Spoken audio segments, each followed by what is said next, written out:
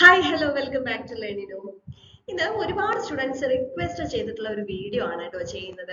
അതായത് higher സെമസ്റ്ററിലേക്ക് register ചെയ്യാൻ വേണ്ട മിനിമം ക്യുമുലേറ്റീവ് ക്രെഡിറ്റ് റിക്വയർമെന്റ്.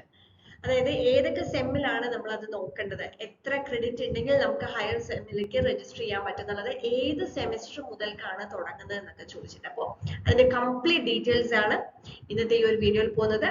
പ്രത്യേകിച്ച് നമ്മളെ ഈ ഒരു 2024 സ്കീം സ്റ്റുഡൻസിന് വളരെ ഇൻഫോർമേറ്റീവ് ആയിട്ടുള്ള വീഡിയോ ആണ്. സോ ഫുൾ ആയിട്ട് കാണാൻ നമുക്ക് നോക്കാം. ഓക്കെ, അപ്പൊ ദേ ഇവിടെ ഒരു ടേബിൾ കൊടുത്തിട്ടുണ്ട്.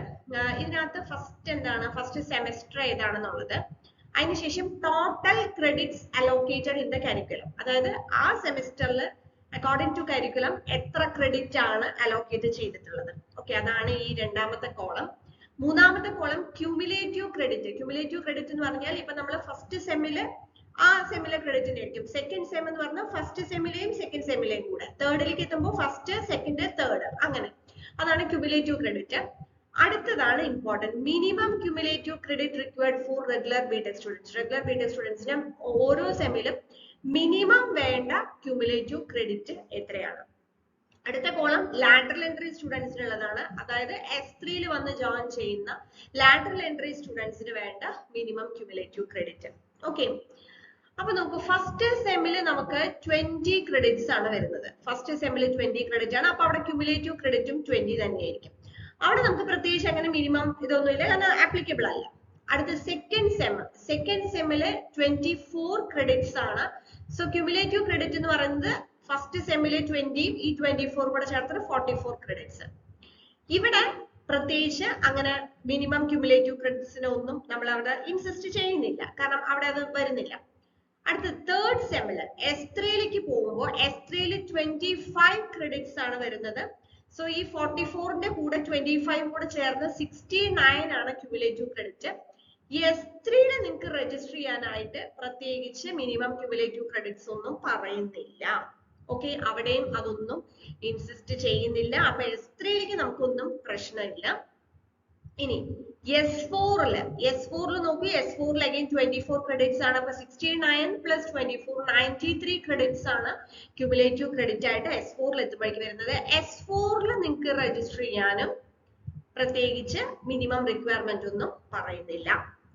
ഇനി S5ൽ നിങ്ങൾ ശ്രദ്ധിക്കുക, S5ല് 23 ക്രെഡിറ്റ്സ് ആണ് ക്യുമുലേറ്റീവ് ക്രെഡിറ്റ് നമുക്ക് വരുന്നത്. 116 ആണ് ക്യുമുലേറ്റീവ് ക്രെഡിറ്റ് വരുന്നത്. ഇവിടെ 18 credits from S1 and S2. ഇതാണ് ഇമ്പോർട്ടന്റ് ആയിട്ടുള്ള കാര്യം. നിങ്ങൾ S5 നിങ്ങൾക്ക് രജിസ്റ്റർ ചെയ്യണമെന്നുണ്ടെങ്കിൽ S1ൽ നിന്നും S2ൽ നിന്നും നിങ്ങൾക്ക് 18 ക്രെഡിറ്റ്സ് ഉണ്ടായിരിക്കണം.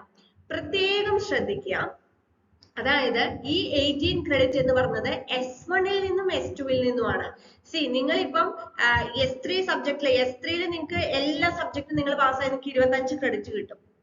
S4 നിങ്ങൾ S4 മേ ബി ചിലപ്പോൾ ആ സമയത്തേക്ക് റിസൾട്ട് വന്നിട്ടുണ്ടാവില്ല, പക്ഷെ S3യുടെ എന്തായാലും നിങ്ങൾക്ക് 25 ക്രെഡിറ്റ് ഉണ്ടാവും. പക്ഷെ S1ൽ നിന്നും S2ൽ നിന്നും നിങ്ങൾക്ക് 18 ക്രെഡിറ്റ് ഇല്ലെങ്കിൽ you will be in trouble. Okay, അപ്പോ S1ലെയും S2ലെയും സപ്ലി വന്നിട്ടുള്ളവര് പ്രത്യേകം ശ്രദ്ധിക്കുക. S5 ആവുമ്പോഴത്തേക്കും നിങ്ങൾക്ക് S1ൽ നിന്നും S2ൽ നിന്നും നിങ്ങളൊന്ന് ആലോചിക്കണം, S1ൽ നിന്നും S2ൽ നിന്നും പറയുമ്പോൾ 44 ക്രെഡിറ്റിൽ നിന്നുമാണ് ഈ 18 ക്രെഡിറ്റ് വേണം എന്ന് പറയുന്നത്. എല്ലാ സപ്ലിയും ക്ലിയർ ചെയ്യണമെന്നല്ല പറയുന്നത്. 44 ക്രെഡിറ്റില് 18 ക്രെഡിറ്റ് എങ്കിലും, 44 ക്രെഡിറ്റിൽ നിന്നും 18 ക്രെഡിറ്റ് എങ്കിലും നിങ്ങൾക്ക് ഉണ്ടായിരിക്കണം. അപ്പൊ ഒരുപാട് സപ്ലികള് ബേസിക് സബ്ജക്റ്റിൽ അല്ലെങ്കിൽ നമ്മുടെ S1 S2ല് 3, 4 ഒക്കെ സപ്ലി വന്നവര് ശ്രദ്ധിക്കുക, നിങ്ങൾക്ക് S5 ആവുമ്പോഴത്തേക്കും 18 ക്രെഡിറ്റ് വേണം. ഓക്കെ, ലാറ്ററൽ എൻട്രിക്കാർക്ക് അവിടെ ഒന്നും അത് പറയുന്നില്ല. ഇനി S6ല് നോക്കൂ, അഗൈൻ 23 ക്യുമുലേറ്റീവ് 139 വരും. S6ല് പ്രത്യേകിച്ച് ഒന്നും പറയുന്നില്ല. ഇനി S7 എത്തുമ്പോൾ S7 S8ല് പൊതുവെ ക്രെഡിറ്റ്സ് കുറവായിരിക്കും. S7ല് 17 ക്രെഡിറ്റ് ആണ് വരുന്നത്, ക്യുമുലേറ്റീവ് 156. ഇവിടെ നോക്കൂ, 37 credits from S1 to S4. എന്താ പറയുന്നത്, S1 മുതൽ S4 വരെ നിങ്ങൾക്ക് 37 ക്രെഡിറ്റ് ഉണ്ടായിരിക്കണം. പ്രത്യേകം ശ്രദ്ധിക്കുക, നമ്മള് S7 എത്തുമ്പോഴത്തേക്കും S5യുടെ വരെ റിസൾട്ട് വന്ന് S5ല് കിട്ടി എന്ന് പറഞ്ഞിട്ട് കാര്യമില്ല. S1 മുതൽ S4 വരെ നിങ്ങൾക്ക് അവിടെ 37 ക്രെഡിറ്റ് ഉണ്ടായിരിക്കണം. എന്ന് വെച്ചാൽ നമുക്ക് ആദ്യത്തെ സെമിസ്റ്ററുകളിലുള്ള സപ്ലികൾ എത്രയും പെട്ടെന്ന് ക്ലിയർ ചെയ്ത് പോകണം. അത് പ്രത്യേകം ശ്രദ്ധിക്കുക. ലാറ്ററൽ എൻട്രിക്കാർക്കാണെങ്കിൽ S7 എത്തുമ്പോഴാണ് മിനിമം S3 ആൻഡ് S4ൽ നിന്ന് 15 ക്രെഡിറ്റ്സ് വേണം. കാരണം അവർ S1 S2 എഴുതുന്നില്ല. അപ്പൊ S3യും S4നും അവർക്ക് 15 ക്രെഡിറ്റ്സ് വേണം for lateral entry students only. Then S8 പ്രത്യേകിച്ച് നമുക്ക് രജിസ്റ്റർ ചെയ്യാനൊന്നുമില്ല. S8 ആകെ 11 ക്രെഡിറ്റ് വരുന്നുള്ളൂ, ടോട്ടൽ 167 ക്രെഡിറ്റ്സ്. അപ്പോ ഈ രണ്ട് കാര്യങ്ങളാണ് നമ്മുടെ ഒരു ഹൈലൈറ്റ് ആയിട്ട് നമ്മൾ കാണുന്നത്. അതായത് നമുക്ക് S5 നമുക്ക് S1ൽ നിന്നും S2ൽ നിന്നും 18 ക്രെഡിറ്റ്, അതേപോലെ S7 ആവുമ്പോഴത്തേക്കും S1 to S4 37 credit, 37 credits നിർബന്ധമാണ്. അപ്പോ ഒറ്റ കാര്യം ശ്രദ്ധിക്കാനുള്ളൂ.